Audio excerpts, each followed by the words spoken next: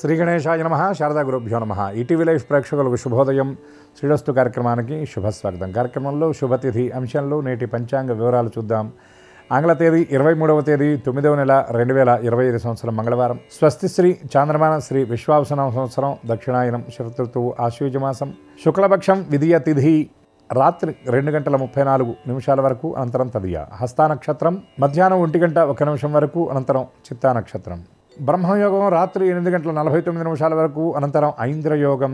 బాలవకరణం మధ్యాహ్నం 1:53 వరకు అనంతరం కౌలవకరణం. ఇక నేటి వర్జ్యం రాత్రి 9:44 నుండి 11:28 వరకు. నేటి దుర్ముహూర్తం ఉదయం 8:29 నుండి 9:15 వరకు. తిరిగి దుర్ముహూర్తం రాత్రి 10:54 నుండి 11:42 వరకు. నేటి అమృత ఘడియలు ఉదయం 6:34 నుండి 8:15 వరకు. నేటి రాహుకాలం మధ్యాహ్నం 3 గంటల నుండి 4:30 గంటల వరకు. యమగండం ఉదయం 9 గంటల నుండి 10:30 గంటల వరకు. ఇక ఈనాటి విశేషం దేవీ శరన్నవరాత్రి ఉత్సవాలలో రెండవ రోజైనటువంటి ఈ రోజున అమ్మవారు గాయత్రీ దేవిగా వేదమాతగా పూజలు అందుకోనున్నది. అదేవిధంగా శ్రీశైలంలో అమ్మవారు భ్రమరాంబాదేవి బ్రహ్మచారిణిగా దర్శనమివ్వబోతూ ఉంది. గాయత్రి విషయానికి వచ్చినట్లయితే సంధ్యాదేవత కాలస్వరూపిణి అయినటువంటి మాత ప్రణవ శ్రద్ధ మేధలకు సంకేతాత్మకమైనటువంటి 5 ముఖాలు కలిగి ఉండేటటువంటి తల్లి, త్రిగుణాలకు అతీతమైనటువంటి స్వరూపం.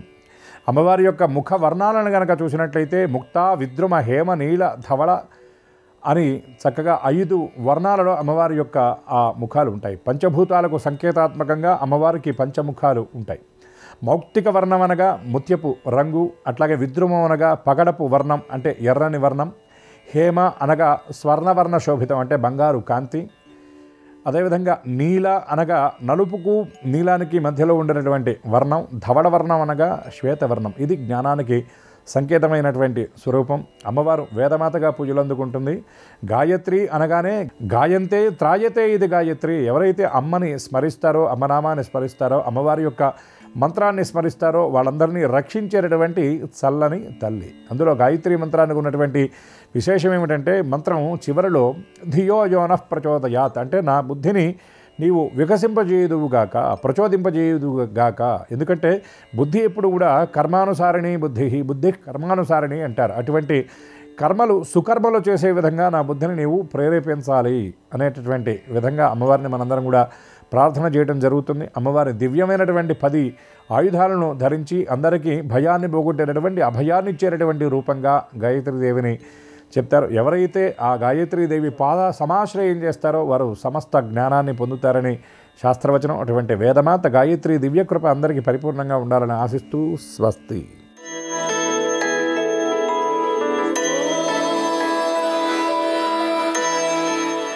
ఈటీవీ లైఫ్ ఆధ్యాత్మిక ఛానల్ ప్రేక్షకులందరికీ నమస్కారం.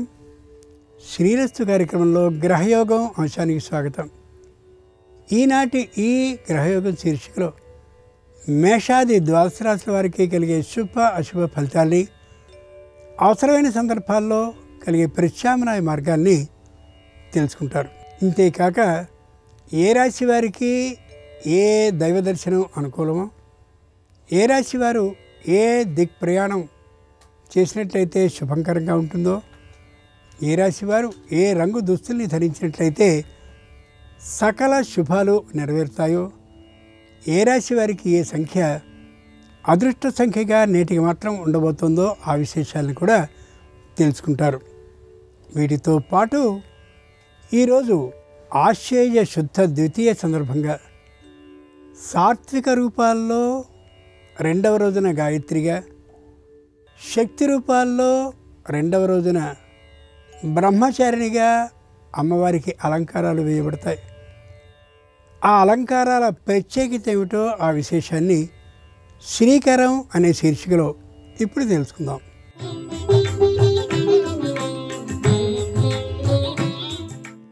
దేవీ నవరాత్రాల్లో జగన్మాత శుద్ధ సాత్విక రూపంతో గాయత్రీదేవిగా దర్శనమిస్తుంది 2వ రోజున. సకల మాతలకి మూలమైన శక్తిగా వేదమాతగా గాయత్రి ప్రకటితమవుతుంది.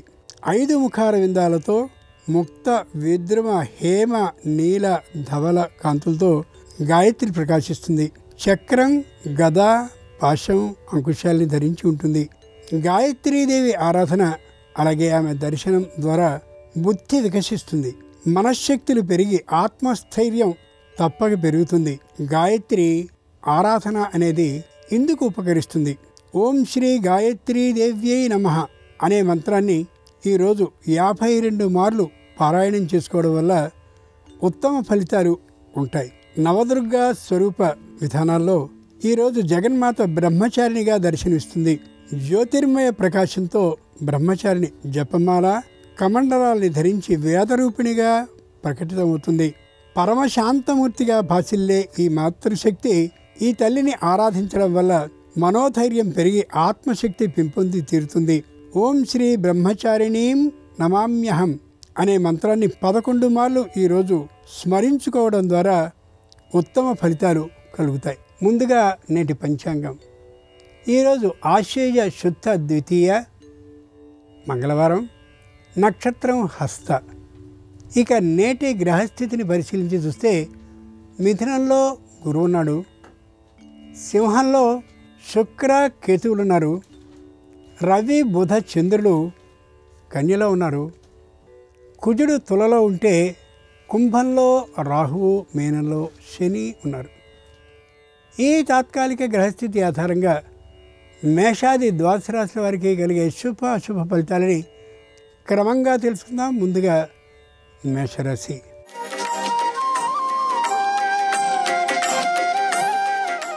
ఈరోజు మేషరాశి వారి ఫలితాలని పరిశీలించి చూస్తే తప్పక శుభవార్తను వినేటటువంటి అవకాశం ఉంది. వివాహాది శుభకార్యాలు అనుకూలించేటటువంటి అవకాశం పుష్కలంగా గోచరిస్తోంది. నూతనమైనటువంటి భూ లాభాన్ని పొందగలిగినటువంటి విధానం గోచరిస్తోంది. వ్యావసాయిక భూముల మీద ఆదాయం తప్పక పెరిగే అవకాశం గోచరిస్తోంది కూడా.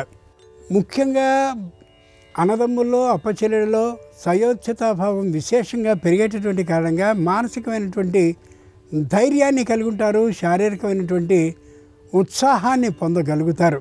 మంగళవారం సందర్భంగా మేషరాశి వారు వీరాంజనేయ స్వామి వారిని పూజించి అరటి పండ్లను నైవేద్యంగా సమర్పించినట్టయితే వృత్తి ఉద్యోగ వ్యాపారాల్లో మనశ్శాంతి పుష్కలంగా ఉంటుంది.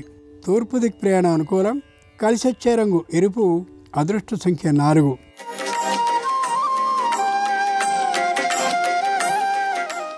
ఈరోజు వృషభ రాశి వారి ఫలితాలను పరిశీలించి చూస్తే ఏ విషయానికి కూడా లొంగిపోకుండా ఉండగలుగుతారు. ధర్మానికి మాత్రమే వారు తల వంచే ధోరణిలో ఉంటూ ఉంటారు.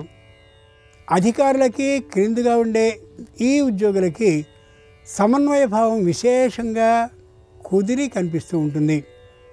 అన్యాయాన్ని ప్రతిఘటించేటటువంటి దృక్పథంతోనే సర్వకాలాల్లో ఉండడం చెప్పుకోదగ్గ విశేషం.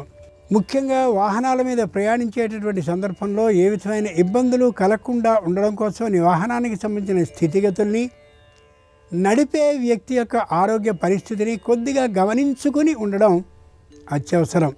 మంగళవారం సందర్భంగా వృషభ రాశి వారు మంగళగౌరీదేవిని పూజించి ఆమెకు శనగపప్పు పాయసాన్ని నైవేద్యంగా సమర్పించినట్టయితే భార్యాభర్తల మధ్య అన్యోన్యతాబంధం విశేషంగా పెరిగే అవకాశం ఉంటుంది. ఆగ్నేయ దిక్ ప్రయాణం అనుకూలం. కలిసొచ్చే రంగు ఆకుపచ్చన. అదృష్ట సంఖ్య 5.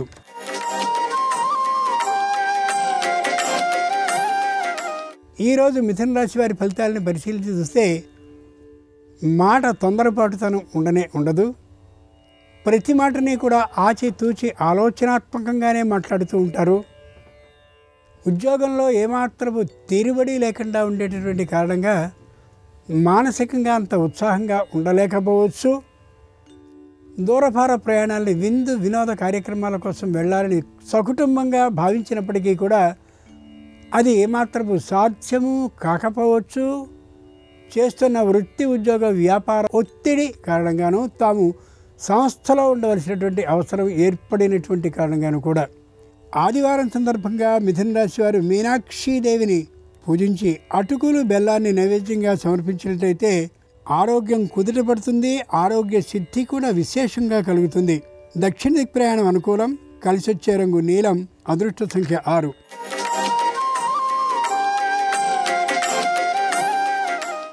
ఈరోజు కర్కాటక రాశి వారి ఫలితాలని పరిశీలించి చూస్తే లోపల విశేషమైనటువంటి పిరికితనం ఉన్నప్పటికీ కూడా పైకి చాలా గంభీరంగా ఉండగలుగుతారు. ఆర్థికమైనటువంటి నష్టానికి దాదాపుగా గురయ్యే పరిస్థితి నుండి ఒక్కసారిగా బయటపడగలుగుతారు. భగవంతునికి అనేక కృతజ్ఞతా నమస్కారాల్ని చేసుకుంటూ కనిపిస్తారు. ఏ ఒక్కరికి కూడా వృద్ధులు అనారోగ్యవంతులు అయినటువంటి వారికి ఆర్థికమైనటువంటి ఖర్చు అయ్యే తీరుగా శారీరక అనారోగ్యం వచ్చే అవకాశం ఉండకపోవచ్చు. అయినప్పటికీ కూడా ఆహార వ్యవహారాలు తగినటువంటి జాగ్రత్తల్ని పాటించడం అత్యవసరం. మంగళవారం సందర్భంగా కర్కాటక రాశి వారు జ్ఞానప్రసూనాంబికాదేవిని పూజించి ఆమెకు ఆవునేతి అన్నం ముద్దల్ని నైవేద్యంగా సమర్పించినట్లయితే అనుకున్నటువంటి ఉద్యోగంలో తప్పక వేతనాధిక్యంతో పదవి ఉన్నతి కలిగే అవకాశం ఉంటుంది. నివృత్తి దిక్ ప్రయాణం అనుకూలం. కలిసొచ్చే రంగు నలుపు. అదృష్ట సంఖ్య 2.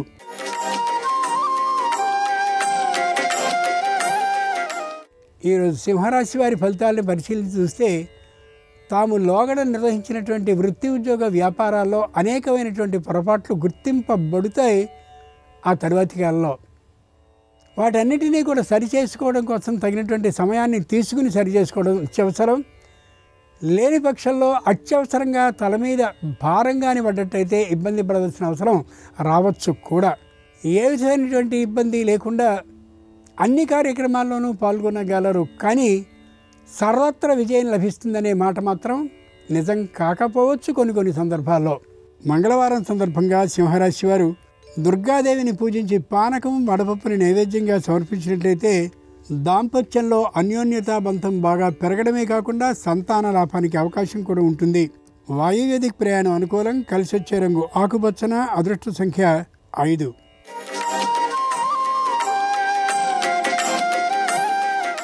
ఈరోజు కన్యారాశి వారి ఫలితాలను పరిశీలించి చూస్తే మానసికంగా దృఢంగా ఉంటారు.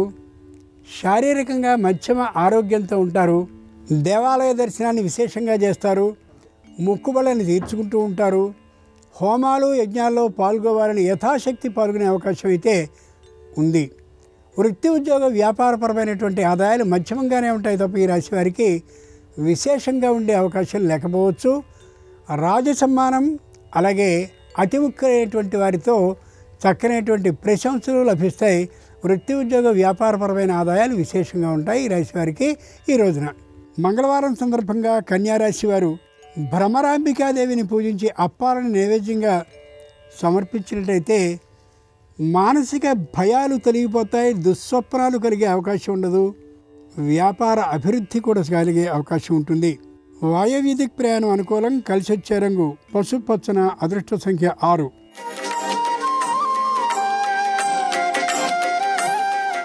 ఈరోజు తులారాశి వారి ఫలితాలను పరిశీలించి చూస్తే ఉన్నది ఉన్నట్లుగా మాట్లాడుతూ అనుకూలురైన వారిని కూడా శత్రువులుగా మార్చుకునేటటువంటి దృక్పథం కలిగి ఉండొచ్చు. తాత్కాలికమైనటువంటి ఆవేశం కారణంగా అనుకూలురైన వారిని కూడా వ్యతిరేకించి మాట్లాడే విధానం అనిపిస్తూ ఉంటుంది. తల్లిదండ్రుల ఆరోగ్యం మధ్యమంగా ఉంటూ ఉంటుంది. అలాగే పిన్నత్త పినమామల ఆరోగ్యం కూడా అంత గొప్పగా ఉండకపోయే అవకాశం కూడా గోచరిస్తుంది. ప్రస్తుతం దేవీ నవరాత్ర కాలం కాబట్టి వారిని సందర్శించేందుకు తగినటువంటి సమయం ఉండకపోవచ్చు. అయినా వారు వేరు విధంగా భావించే అవకాశం ఉండదు. మంగళవారం సందర్భంగా తులారాశి వారు సరస్వతీదేవిని పూజించి ఆమెకు క్షీర అన్నాన్ని నైవేద్యంగా సమర్పించినట్లయితే తప్పక విద్యా ప్రతిభ గుర్తింపబడుతుంది. నూతన పదవీ లాభం తదనుగుణంగా లభించే అవకాశం ఉంటుంది. పశ్చిమ దిక్ ప్రయాణం అనుకూలం. కలిసొచ్చే రంగు నలుపు. అదృష్ట సంఖ్య 6.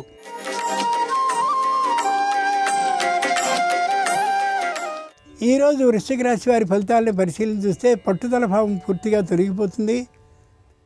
చేస్తున్నటువంటి వ్యాపారంలో పై స్థాయి చదువు కోసమని 1 లేదా 2 నెలల కాలం పాటు వెచ్చించవలసిన అవసరం ఏర్పడవచ్చు. అదే సమయంలో పుట్టింటికి ఆమె వెళ్ళడం, అలాగే తల్లిదండ్రుల వద్దకు వీరు వెళ్ళడం అనేటటువంటి చిన్న కార్యక్రమం ఉండొచ్చు. అది ఎంతవరకు అవుతుంది అనేది ఇదమిత్తంగా స్పష్టంగా తేల్చగలిగిన పరిస్థితి మాత్రం ఉండకపోవచ్చు. మంగళవారం సందర్భంగా వృశ్చిక రాశి వారు శ్యామలాదేవిని పూజించి లడ్డూలను నైవేద్యంగా సమర్పించినట్లయితే అపనిందలు పూర్తిగా తొలగిపోయే అవకాశం ఉంటుంది. ఉద్యోగంలో పై స్థాయి ఉద్యోగం లభించే అవకాశం తప్పక ఉంటుంది. ఉత్తర దిక్ ప్రయాణం అనుకూలం. కలిసి వచ్చే రంగు పసుపచ్చన. అదృష్ట సంఖ్య 7.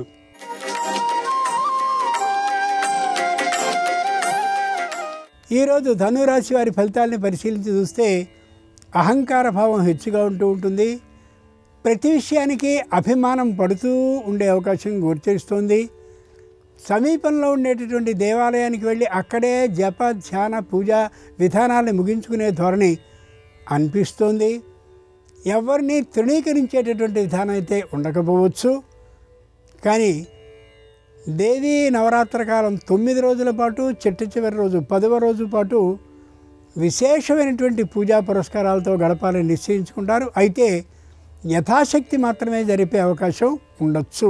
మంగళవారం సందర్భంగా ధనురాశి వారు ఉమాదేవిని పూజించి ఆమెకు గారెలను నైవేద్యంగా సమర్పించినట్లయితే తప్పక వివాహాది శుభ కార్యక్రమాలు కలిసి వస్తాయి. తూర్పు దిక్ ప్రయాణం అనుకూలం. కలిసి వచ్చే రంగు ఎరుపు. అదృష్ట సంఖ్య 2.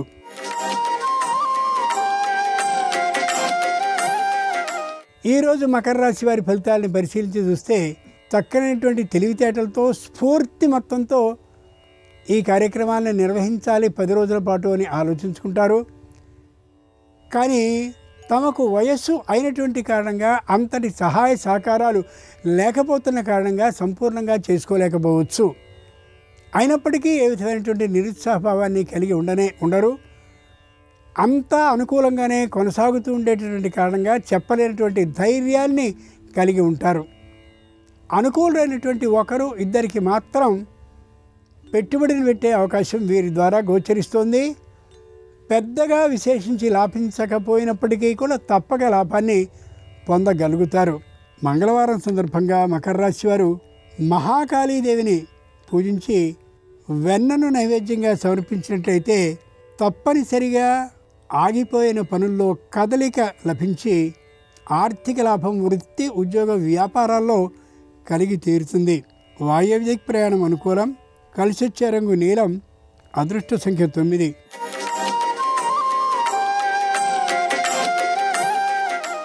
ఈరోజు కుంభరాశి వారి ఫలితాలను పరిశీలించి చూస్తే మానసికంగా దృఢంగా ఉంటారు.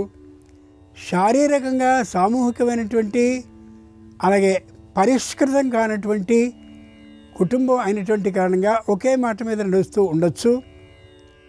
అమోఘమైనటువంటి వేతన లాభంతో మరో ఉద్యోగం చోట వచ్చినప్పటికీ కూడా వెళ్లేందుకు ఏమాత్రం సుముఖతని కుటుంబంలో ఏ ఒక్కరూ చూపించేటటువంటి అవకాశం ఉండకపోవచ్చు. శారీరకమైనటువంటి ఆరోగ్య విషయంలో పెద్దగా ఉన్నటువంటి వారి ఆరోగ్యాన్ని గురించి పట్టించుకుని తీరాలి. లేని పక్షంలో కొద్ది పెద్ద వ్యాధిగా పరిణమించే అవకాశం అయితే ఉండొచ్చు. మంగళవారం సందర్భంగా కుంభరాశి వారు పార్వతీదేవిని పూజించి ఆమెకు గారెల్ని నైవేద్యంగా సమర్పించినట్లయితే కుటుంబం నిండుగా సుఖశాంతులు పెళ్ళుబుకుతాయి. ఏ విధమైనటువంటి ఇబ్బందులు లేకుండా ఆస్తి పంపకాలు సుఖంగా మానసిక ప్రశాంతతో అయ్యే అవకాశం ఉంటుంది. వాయవ్య దిక్ ప్రయాణం అనుకూలం. కలిసి వచ్చే రంగు ఎరుపు. అదృష్ట సంఖ్య 8.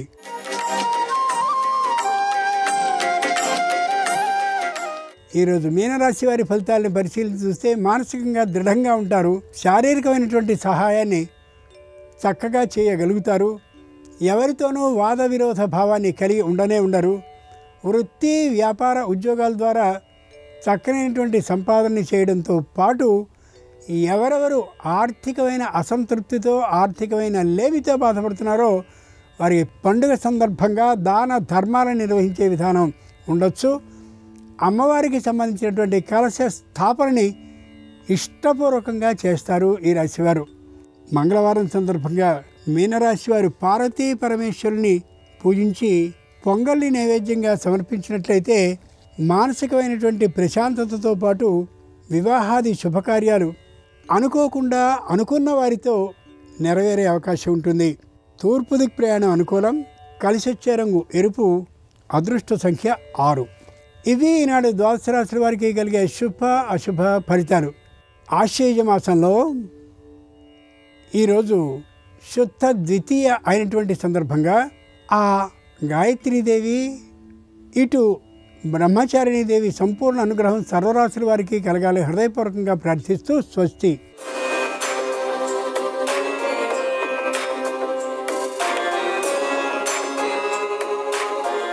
నమస్కారం. ఈరోజు తిరుమల శ్రీవారి బ్రహ్మోత్సవాల అంకురార్పణ, దేవీ నవరాత్రుల్లో రెండో రోజు.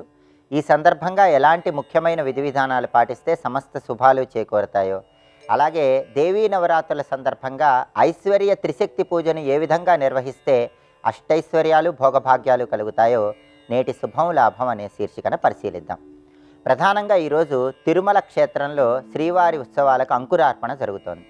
ఈ సందర్భంగా మీ గృహంలో కలియుగ ప్రత్యక్ష దైవమైనటువంటి వెంకటేశ్వర స్వామి వారి చిత్రపటం దగ్గర బియ్యపిండి, బెల్లం తురుము, ఆవు పాలు కలిపి చలిమిడి దీపాన్ని తయారు చేసుకుని ఆ చలిమిడి దీపాలు ఆవు నెయ్యితో వెలిగించాలి. ఓం నమో వెంకటేశాయ అనే నామాన్ని వీలైనన్నిసార్లు స్మరించుకోవాలి. దగ్గరలో ఉన్నటువంటి వెంకటేశ్వర స్వామి ఆలయానికి వెళ్ళి తులసి మాలికను సమర్పించి వెంకటేశ్వర వజ్రకవచ స్తోత్రాన్ని పఠించడం లేదా శ్రవణం చేయటం ద్వారా వెంకటేశ్వర స్వామి సంపూర్ణమైన అనుగ్రహానికి సులభంగా పాత్రలు కావచ్చు. అలాగే ఈరోజు దేవీ నవరాత్రుల్లో రెండో రోజు అమ్మవారు విజయవాడ క్షేత్రంలో గాయత్రీదేవి అలంకారంలో భక్తులందరికీ దర్శనమిస్తుంది. గాయత్రీదేవి సంపూర్ణమైన అనుగ్రహం కలగటానికి గృహంలో అమ్మవారికి ఉడకబెట్టినటువంటి పెసలు లేదా పెసరపప్పుతో చేసిన పదార్థాలు నైవేద్యంగా సమర్పించాలి. అదేవిధంగా శ్రీశైలం క్షేత్రంలో అమ్మవారు బ్రహ్మచారిణి అలంకారంలో భక్తులందరికీ దర్శనమిస్తుంది. బ్రహ్మచారిణి అమ్మవారి అనుగ్రహం కలగటం కోసం పులిహోర అమ్మవారికి నైవేద్యంగా సమర్పించాలి. అలాగే దేవీ నవరాత్రుల సందర్భంగా ఐశ్వర్య త్రిశక్తి పూజను నిర్వహించడం ద్వారా అష్టైశ్వర్యాలు భోగభాగ్యాలను సిద్ధింపజేసుకోవచ్చు. ఈ ఐశ్వర్య త్రిశక్తి పూజను దేవీ నవరాత్రుల్లో అన్ని రోజులు చేసుకోవచ్చు, లేదా చివరి 3 రోజులు చేసుకోవచ్చు, లేదా నవమి తిథి రోజు చేసుకోవచ్చు. ఈ ఐశ్వర్య త్రిశక్తి పూజను ఎలా నిర్వహించాలంటే మీ గృహంలో పూజా మందిరంలో పూజాపీఠం మీద బియ్యపిండితో అష్టదళ పద్మం ముగ్గు, స్వస్తిక్ గుర్తు ముగ్గు వేయాలి. ఆ తర్వాత 3 చోట్ల తమలపాకులు ఏర్పాటు చేయాలి. అలా పీట మీద 3 చోట్ల తమలపాకులు ఏర్పాటు చేసిన తర్వాత ఆ 3 చోట్ల తమలపాకుల మీద 3 పసుపు ముద్దలను ఏర్పాటు చేయాలి. ఆ పసుపు ముద్దలకి పై భాగంలో ఎడమవైపు కుడివైపు కుంకుమ బొట్లు పెట్టాలి. మొదటి పసుపు ముద్ద మహాకాళీ స్వరూపం, రెండో పసుపు ముద్ద మహాలక్ష్మి స్వరూపం, మూడో పసుపు ముద్ద మహాసరస్వతి స్వరూపం. ఈ 3 పసుపు ముద్దల దగ్గర 3 మట్టి ప్రమిదలను ఉంచి ప్రతి మట్టి ప్రమిదలో కూడా నువ్వుల నూనె పోసి ఒక్కొక్క మట్టి ప్రమిదలో 3 ఒత్తులు వేసి దీపాన్ని వెలిగించాలి. ఆ 3 ఒత్తులు కూడా ఎలా వేయాలంటే ఒక ఒత్తి తూర్పు వైపు, ఇంకొక ఒత్తి ఉత్తరం వైపు, ఇంకొక ఒత్తి ఈశాన్యం వైపు వెలిగేలాగా 3 పసుపు ముద్దల దగ్గర 3 మట్టి ప్రమిదల్లో దీపాలు వెలిగించాలి. ఆ తర్వాత మొదటి పసుపు ముద్దకి నీలం రంగు పుష్పాలతో పూజ చేస్తూ ఓం మహాకాళికాయై నమో నమః అని 21 సార్లు పఠించాలి. రెండో పసుపు ముద్దకి మారేడు దళాలతో పూజ చేస్తూ ఓం మహాలక్ష్మ్యై నమో నమః అని 21 సార్లు పఠించాలి. మూడో పసుపు ముద్దకి తెల్లటి పుష్పాలతో పూజ చేస్తూ ఓం మహాసరస్వత్యై నమో నమః అని 21 సార్లు పఠించాలి. 3 పసుపు ముద్దల దగ్గర బెల్లం ముక్క నైవేద్యం పెట్టాలి. వీలైతే పులగం నైవేద్యం పెడితే ఇంకా అద్భుతమైన శుభ ఫలితాలు కలుగుతాయి. అలాగే వెలుగుతున్నటువంటి ఆ మట్టి ప్రమిద దీపాలలో పచ్చకర్పూరం పొడిని గనక చల్లినట్లయితే ఇంకా అద్భుతమైన శుభ ఫలితాలు కలుగుతాయి.